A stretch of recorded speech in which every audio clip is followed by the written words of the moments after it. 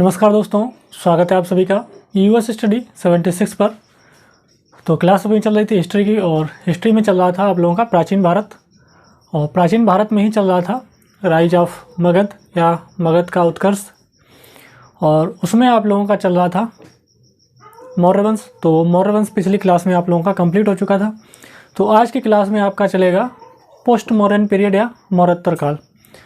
तो जैसा कि बताया था जब स्टार्ट किया था कि राइज ऑफ मगध को 3 पार्टों में डिवाइड किया था, pre Mauryan period, Maurya period, Mauryan period और पोस्ट मौर्यन पीरियड। तो प्री मौर्यन पीरियड और मौर्यन पीरियड यानी कि मौर्य वंश जो था वो पिछली क्लास में आप लोगों का कंप्लीट हो चुका है। तो आज की आपकी जो क्लास होगी उसमें आप लोगों को पढ़ाएंगे पोस्ट मौर्यन पीरियड यानी कि मौर्योत्तर काल। तो उसको देखिएगा। तो इससे पहले पिछली क्लासें आप लोगों की मौर्य वंश तक कंप्लीट हो चुका है। तो जिन लोगों ने अभी तक नहीं देखी क्लासें तो वो देख लें ज़रूर, क्योंकि वहाँ से पढ़ते हुए चलेंगे एक फ्लो में। तो आपको हिस्ट्री जो है कंप्लीट हिस्ट्री, एक तो पहली बात यहाँ पर आप लोगों को पढ़ाई जाएगी तो अच्छे से समझ में आएगा।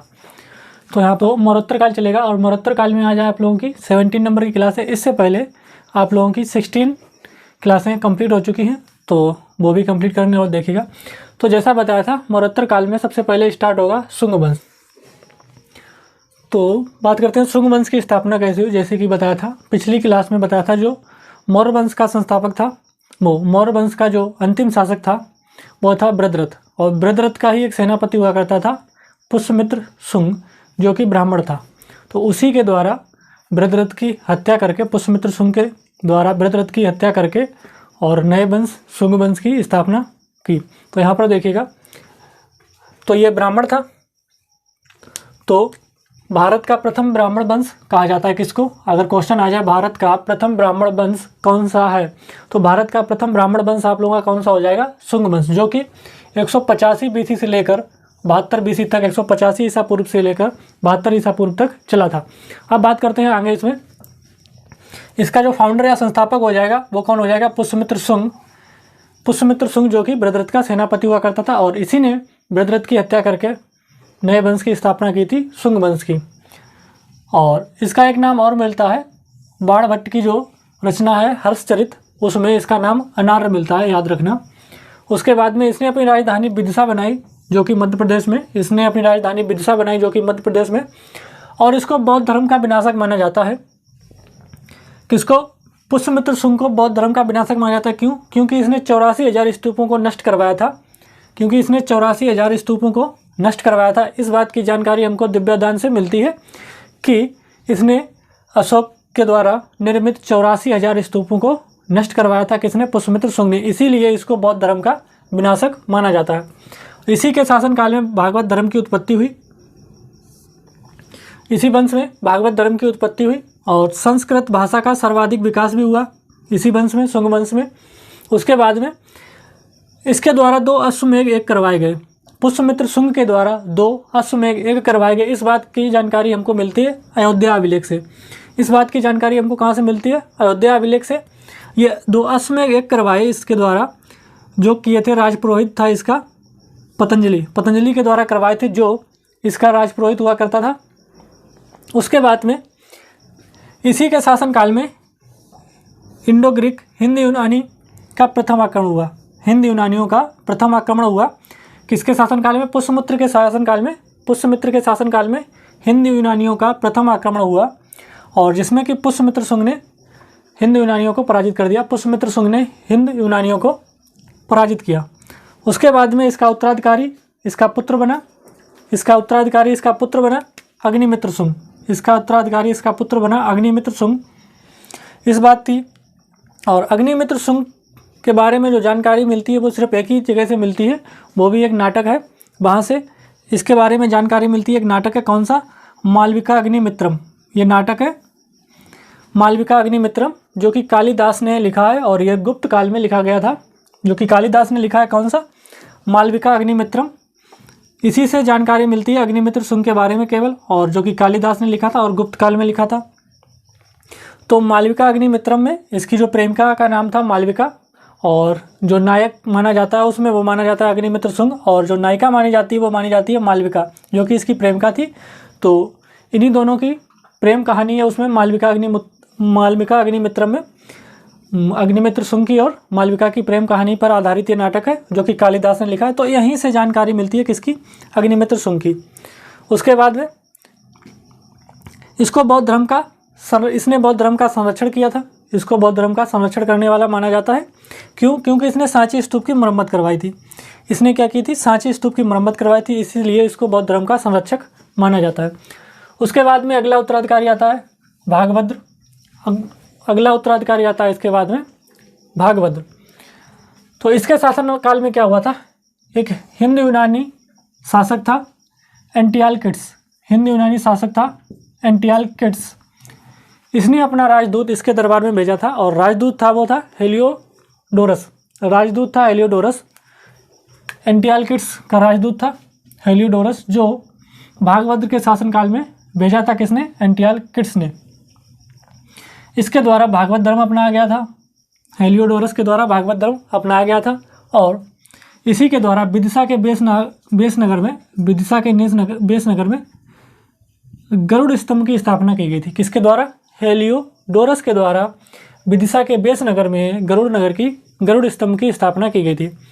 उसके बाद में शुंग वंश का अंतिम शासक हुआ, वह हुआ देवभूति। शुंग वंश का जो अंतिम शासक हुआ, लास्ट रूलर हुआ शुंग वंश का, वो हुआ देवभूति। तो यहाँ पर आप लोगों का शुंग वंश खत्म होता है। अब आगे बात करेंगे कण्व वंश और आंध्र या सातवाहन वंश की। तो यहाँ पर जो अंतिम शासक था, याद रखना, अंतिम और प्रथम से ही यहाँ से जहाँ तक क्वेश्चन बनते हैं। तो एक क्वेश्चन अगर पूछ लिया जाए शुंग वंश का अंतिम शासक था तो देवभूति, याद रखना, शुंग वंश का अंतिम शासक देवभूति। और शुंग वंश का संस्थापक या फाउंडर पुष्यमित्र शुंग। इतना, और यहाँ से ज़्यादा क्वेश्चन बनते नहीं हैं, तो इतना याद रखना। तो अब बात करते हैं देवभूति। देवभूति की हत्या किसके द्वारा करवाई गई थी या किसने की थी? तो वासुदेव ने की थी। जो शुंग वंश का अंतिम शासक था देवभूति, उसकी हत्या की थी वासुदेव ने, जो इसका मंत्री हुआ करता था। और इसने एक छोटे से वंश की स्थापना की वासुदेव ने, कण्व वंश की। तो कण्व वंश 72 BC से लेकर 28 BC तक रहा था। 72 ईसा पूर्व से लेकर 28 ईसा पूर्व तक रहा था कण्व वंश, और जिसकी संस्थापक माने जाते हैं वासुदेव, संस्थापक हैं वासुदेव। तो इन्होंने ही देवभूति की हत्या करके एक छोटे से राजवंश की स्थापना की, कण्व वंश की। किसने? वासुदेव ने। वासुदेव का उत्तराधिकारी हुआ भूमित्र कण्व। वासुदेव का उत्तराधिकारी हुआ भूमित्र कण्व, और भूमित्र कण्व का उत्तराधिकारी हुआ नारायण कण्व। वासुदेव का उत्तराधिकारी भूमित्र कण्व, भूमित्र का उत्तराधिकारी नारायण कण्व, और नारायण कण्व का उत्तराधिकारी हुआ सुशर्मा, जो कण्व वंश का अंतिम शासक था। कण्व वंश का अंतिम शासक था सुशर्मा। तो याद रखना, कण्व वंश का अंतिम शासक सुशर्मा। और तो यहाँ पर आप लोगों का शुंग वंश और कण्व वंश कंप्लीट हुआ। अब आगे बात करते हैं आंध्र वंश या सातवाहन वंश। आंध्र वंश या सातवाहन वंश। तो यहाँ पर देखिए, आंध्र वंश या सातवाहन वंश जो रहा था 28 BC से लेकर 3rd सेंचुरी तक, 28 BC से लेकर 3rd सेंचुरी तक, ये इसका मुख्य अधिकार क्षेत्र जो था वो था महाराष्ट्र और कर्नाटक और आंध्रा। महाराष्ट्र, आंध्रा और कर्नाटक ये मुख्य क्षेत्र था इसका, इसीलिए इसको आंध्र या सातवाहन वंश कहते हैं। तो इसकी राजधानी थी जो थी प्रतिष्ठान। महाराष्ट्र में ही एक जगह थी प्रतिष्ठान, वह राजधानी थी किसकी? सातवाहन वंश की राजधानी क्या थी? प्रतिष्ठान। इसका संस्थापक था सिमुक। तो इसका संस्थापक था सिमुक। इसकी स्थापना कैसे की गई थी? सुशर्मा जो था ये बहुत ही ज़्यादा डरपोक और एक अयोग्य शासक था कण्व वंश का। इसी का फ़ायदा उठाया और सातवाहन वंश की स्थापना हुई। इसी का फ़ायदा उठाकर सातवाहन वंश का स्थापना हुई, या संस्थापक हुए सिमुक। तो सिमुक ने के द्वारा हत्या की गई किसकी? सुशर्मा की। और नए वंश आंध्र या सातवाहन वंश की स्थापना की गई किसके द्वारा? सिमुक के द्वारा। तो संस्थापक कौन हो जाएगा आंध्र वंश या सातवाहन वंश का? सिमुक। और इसका प्रथम महान शासक कहलाएगा, वो कहलाएगा सातकर्णी प्रथम। प्रथम महान शासक कहलाएगा सातकर्णी प्रथम। द्वितीय महान शासक कहलाएगा आंध्र वंश का हाल। हाल एक बहुत ही बड़ा कवि था उस टाइम का, और इसके द्वारा एक बुक लिखी गई थी, वो थी गाथा सप्तशती, जो कि प्राकृत भाषा में थी। ये एक बहुत बड़ा कवि था उस टाइम का। और 23वां महानतम शासक हुआ इसमें गौतमी पुत्र सातकर्णी। ये याद रखना, सातवाहन का या आंध्र वंश का जो सबसे महानतम शासक हुआ वो था 23वां, और वो था गौतमीपुत्र सातकर्णी। तो यहाँ से क्वेश्चन बन जाता है गौतमीपुत्र सातकर्णी से। देखिए, तो गौतमीपुत्र सातकर्णी ने क्या किया था, अपने शासनकाल जो इनका रहा था वो रहा था 106 से लेकर 130 ईस्वी तक, 106 से लेकर 130 ईस्वी तक रहा था। और इन्होंने शीशे के सिक्के चलवाए थे, शीशे के सिक्के चलवाए, ब्राह्मणों को भूविदान करने की प्रथा स्टार्ट की या शुरुआत की। उसके बाद में अपने नाम से पहले अपनी माता का नाम, जैसे कि यहाँ पर देख सकते हैं गौतमी, गौतमी इनकी माता का नाम था। तो इन्होंने क्या किया, अपने नाम से पहले अपनी माता का नाम लगाने की प्रथा स्टार्ट की। गौतमीपुत्र सातकर्णी नाम था इनका, सातकर्णी, लेकिन गौतमी इनकी माता का नाम था। तो इन्होंने अपने नाम से आगे अपनी माता का नाम लगाया।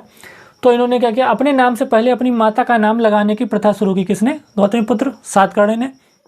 अगर और यहाँ से पूछा जा सकता है कि शीशे के सिक्के चलवाए थे किसने, या तो अगर वंश दिया जाए तो सातवाहन वंश होगा, अगर शासक का नाम देके पूछ लिया जाए तो गौतमीपुत्र सातकर्णी। शीशे के सिक्के चलवाए गौतमीपुत्र सातकर्णी ने।